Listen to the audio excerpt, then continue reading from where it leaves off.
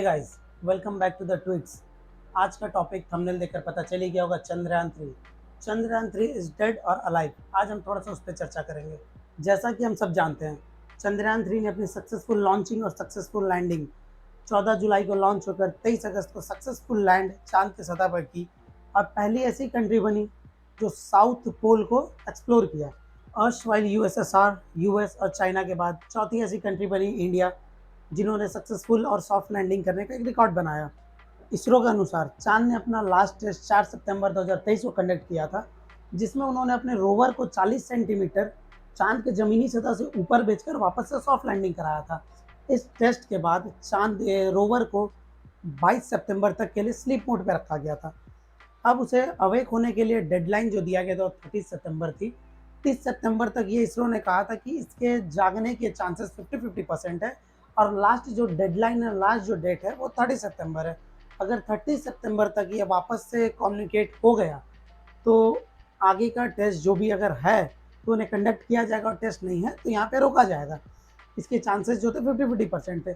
अब ये वापस से कम्युनिकेट हो पाई या नहीं हो पाई, इस पर हम लोग थोड़ा सा आगे चर्चा करेंगे। क्या कारण था कि नहीं हो पाई, या फिर ऐसी कौन सी गलती थी जिसके कारण ये इसरो वापस से इसे कांटेक्ट नहीं कर पाया। इतने होने के बीच 21 सितंबर को इसरो ने एक स्टेटमेंट दिया। उसमें कहा कि इस रोवर के वापस से कम्युनिकेट होने के जो चांसेस है, उसके लिए जो हमने होप रखा है वो बिल्कुल वेस्ट है, क्योंकि इसे कम्युनिकेट होने के लिए एक मेजर कंपोनेंट जिसकी ज़रूरत होती है वो मिसिंग है। अब वो मिसिंग क्यों है, उसके मिसिंग होने के बाद उस पर क्या इम्पैक्ट पड़ता है, उससे उस पर थोड़ी सी बात करेंगे। रोवर के अंदर जो सोलर पावर बैटरी यूज हुई थी, उस बैटरी के अंदर जो लिक्विड थे जिसके कारण से इलेक्ट्रिसिटी फ्लो होता है, जो लगभग 14 दिनों तक उस रोवर को जीवित रखता है, और 14 दिन के बाद मतलब लगभग 22 सितंबर को हम उससे वापस कम्युनिकेट कर पाते। वो बैटरी को के अंदर जो लिक्विड यूज हुई थी, उस बैटरी के अंदर जो लिक्विड यूज हुई थी, उस लिक्विड को जमने के लिए, मतलब फ्रीज होने के लिए लगभग जो मिनिमम टेम्परेचर चाहिए थी वो 180 डिग्री सेल्सियस तक को वो झेल सकता था। बट इस लूनर पीरियड में जो टेम्परेचर चला जाता है वो -240 डिग्री चला जाता है, और जो बैटरी उस सरफेस को, उस टेम्परेचर को झेल सकती थी, वो -180 डिग्री सेल्सियस थी, जिसके कारण उस बैटरी के अंदर जो लिक्विड था वो जम गया था। अब अगर बात की जाए, उसके जमने के कारण जो इलेक्ट्रिसिटी फ्लो था वो बिल्कुल अच्छी तरह से रुक गया था कंप्लीटली, जिसके कारण जो पावर वापस उसे चाहिए थी वो जनरेट नहीं हो पाई, जिसके कारण वो हमसे दोबारा कम्युनिकेट नहीं कर पाया। अब अगर बात की जाए तो ये सारी बातें नासा को पता थी कि ऐसा हो सकता है, इनफैक्ट होगा। इसके जगह जो कंपोनेंट यूज होने थे, RHU, RTG, जो कहा जाता है रेडियो आइसोटेप थर्मोस्टेट इलेक्ट्रिक जनरेटर। अब बात की जाए, ये सारी बातें पता थी। अब क्या ये कारण ऐसा था कि नासा वालों को पता था और जो भी उनका एक्सपेरिमेंट था वो इस लूनार पीरियड आने के पहले का था, या फिर कुछ गलती नासा से हुई, या फिर क्या रीजन थे, इस पर हम लोग बाद में बात करेंगे। इससे हम लोग आगे बात करते हैं। रोवर के स्लीप मोड में जाने से पहले इसरो ने उस रोवर के रिसीवर को ऑन रखा था कि इन केस अगर लूनार पीरियड के बाद हम उससे कम्युनिकेट कर सके तो हम आगे जो भी रिसर्च होंगे उसको कंटिन्यू करेंगे। अब जो ऑब्जेक्ट उसमें यूज है तो वो वर्क कैसे करते हैं, हम थोड़ा सा उस पर बात करते हैं। चाइना के जो लेटेस्ट स्पेस रिसर्च थे, उसके रोवर U2 रोवर में भी इस ऑब्जेक्ट को, इस डिवाइस को यूज किया गया था। उसी डिवाइस के बदौलत उन्होंने 1.445 किलोमीटर का डिस्टेंस को लूनार पीरियड में तय करके सबसे लॉन्गेस्ट डिस्टेंस कवर करने का उसने रिकॉर्ड बनाया था। हालांकि वो साउथ पोल में नहीं था, बट लूनार पीरियड में ही इस रिकॉर्ड को बनाया गया था चाइना के द्वारा।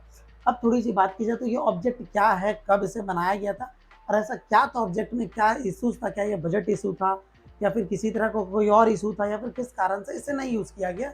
ये जो भी ऑब्जेक्ट था, RHU या RTG हम लोग कहते हैं जिन्हें, ये 1821, लगभग आज से 200 साल पहले इसकी रिसर्च की गई थी थॉमस सीबैक के द्वारा, इसकी इन्वेंट की गई थी। अब ये वर्क कैसे करता है हम उस पर बात करते हैं। अब ये काम कैसे करता है, ये इसमें एक थर्मोकपल होता है। उस थर्मोकपल में एक साइड से हीट, एक साइड से कोल्ड को, एक्सट्रीम हीट और एक्सट्रीम कोल्ड को दिया जाता है, जिसके कारण वो जब हीट और कोल्ड अपने एरिया में हीट से कोल्ड की तरफ ट्रांसफर होते हैं तो एक huge amount of electricity generate होता है। ये नंबर्स ऑफ थर्मोकपल को लगाकर एक RTG को तैयार किया जाता है, जिसके तहत एक साइड से हीट और एक साइड से कोल्ड देकर इलेक्ट्रिसिटी जनरेट किया जाता है, जो आज के डेट में बहुत सारी रिसर्च, स्पेस रिसर्च कंपनियां इसे यूज कर रही है। जो लूनार पीरियड में जब वहाँ पे सूरज की मात्रा, सूरज की लाइट की कमी होती है, जब वो सोलर पावर से चार्ज नहीं हो पाते हैं, तब इसके तहत उस रोवर को जीवित रखा जाता है। अब ये सारी बातें पता होने के बाद भी क्या कारण था जो नहीं लगाया गया, हम थोड़ा सा उस पर बात करते हैं। बजट इशू, या फिर क्या ऐसा कारण था वो नहीं यूज़ किया गया, हम उस पर बात करते हैं। जैसा कि एज़ पर रिसर्च हमारा जो ये डिवाइस है आरटीजी जो लगभग 37 किलो का है, और जो हमारा रोवर था वो मात्र 26 किलो का था। अब ये बात से तो क्लियरली समझ में आती है कि वो उसमें कंपैटिबल फिट नहीं था, इसलिए उसे नहीं लगाया गया। अब दूसरी बात, जब उसमें कंपैटिबल फिट नहीं था तो चाइना ने ऐसा क्या रोवर यूज़ किया था जिसमें वो फिट हो गया था, और वही रोवर, वैसा ही कुछ सिमिलर रोवर हमारे इंडिया ने क्यों नहीं यूज़ किया?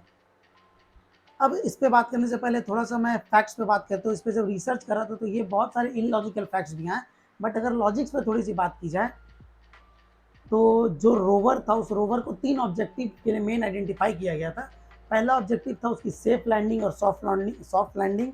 दूसरा ऑब्जेक्टिव था उसके रोवर को, जो प्रज्ञान रोवर है उसके जो भी डेमोंस्ट्रेट करना, और तीसरा ऑब्जेक्टिव था जो उसके कुछ लिमिटेड रिसर्च थे चाँद के साउथ पोल में, उस रिसर्च को कंडक्ट करना। अब अगर बता दूँ तो पहले जो दो ऑब्जेक्टिव्स थे ये हम सक्सेसफुली जानते हैं कि मीट हो चुका था। हम सक्सेसफुली लैंड कर चुके थे, हमारा रोवर भी सक्सेसफुली वर्क कर रहा था। तीसरा जो ऑब्जेक्टिव था वो मीट हुआ कि नहीं? अकॉर्डिंग टू इसरो, जो भी पहला स्पेस रिसर्च में ये बोला जाता है, जो भी पहला किसी एक पोल में या फिर किसी एक रीजन में रोवर को भेजा जाता है तो वो कुछ लिमिटेड रिसर्च के लिए भेजा जाता है। जिस इंफॉर्मेशन के बेसिस पे अगला जो भी रिसर्च होगा उसके हिसाब से वो रोवर तैयार किया जाएगा। अब अकॉर्डिंग टू इसरो उन्हें जो भी रिसर्च कंडक्ट करने थे वो लूनार पीरियड के पहले करने थे, और इस लूनार पीरियड के ओवर में ही उन्होंने वो रिसर्च को सक्सेसफुली कंडक्ट किया था, और जो भी उन्हें नॉलेज चाहिए थे, जिस नॉलेज के बेस पे वो अगला रोवर तैयार करेंगे और अगला प्रोजेक्ट चांद पे भेजा जाएगा, उसके लिए वो सक्सेसफुली रिसर्च कर चुके थे। अब जहाँ तक बात थी कि उन्होंने फिर ये उम्मीद क्यों रखा था कि ये रिसीव कमबैक होती है कि नहीं, तो अकॉर्डिंग टू इसरो के मुताबिक वो रिसीवर को इसलिए ऑन रखे थे कि अगर किसी कारणवश अगर ये फ्रिज नहीं होता है, या फिर किसी भी और कारणवश कुछ ऐसे और भी कंपोनेंट्स थे जिसके तहत ये हो सकते थे, चांसेस 50-50 थे। अगर वो ऑन रहता, रिसीवर होता, तो कुछ ऐसे ऑब्जेक्टिव्स पे और काम होते, कुछ ऐसे रिसर्च और होते जो अनप्लैन्ड थे, जिन्हें उस समय प्लान किया जाता इफ वो ऑन होते तो। बट हमारा जो मेजर 3 ऑब्जेक्टिव्स था उन्हें सक्सेसफुली मीट कर लिया गया था। हमारा जो ये लैंड था, अगर इस पे अगर बात की जाए, जो रोवर का लैंडिंग था वो सक्सेसफुली था, जो ऑब्जेक्टिव था वो सक्सेसफुली मीट किया था। आज के डेट में अगर बात की जाए तो कि ये डेड है या अलाइव है रोवर, तो आज 30 सितंबर था, आज लास्ट डेट था इसे कम्युनिकेट करने का, और आज ये कम्युनिकेट नहीं हो पाया है। तो इसरो ने इससे उम्मीद पूरी तरह से छोड़ दी है। इसरो अगला प्रोजेक्ट पे और काम कर रहा है, जो इस विक्रम लैंडर से जो भी हमें इंफॉर्मेशन प्राप्त हुई थी उस इंफॉर्मेशन के बेस पे अगला रिसर्च को कंडक्ट किया जाएगा। तो ओवरऑल अगर बात की जाए तो इंडिया के लिए जो ये मिशन था चंद्रयान 3 का, ये सक्सेसफुली रहा, ये पूरी तरह से सक्सेसफुल रहा। तो किसी तरह से कोई फेल नहीं हुआ। कुछ और ऑब्जेक्टिव्स थे जिन पे सोचा गया था कि इफ अगर ये ऑन होता है तो इस पर रिसर्च किया जाएगा, बट जो मेन ऑब्जेक्टिव्स थे उन्हें सक्सेसफुली मीट कर लिया गया है। ये था हमारा आज का रिसर्च, ये था हमारा आज का वीडियो। अगला वीडियो में ऐसे ही कुछ इन्फॉर्मेटिव टॉपिक लेके आएंगे। अगर आपके नज़र में कोई ऐसा टॉपिक है तो ज़रूर कमेंट पिन डाउन करें। थैंक यू, मिलते हैं नेक्स्ट वीडियो में।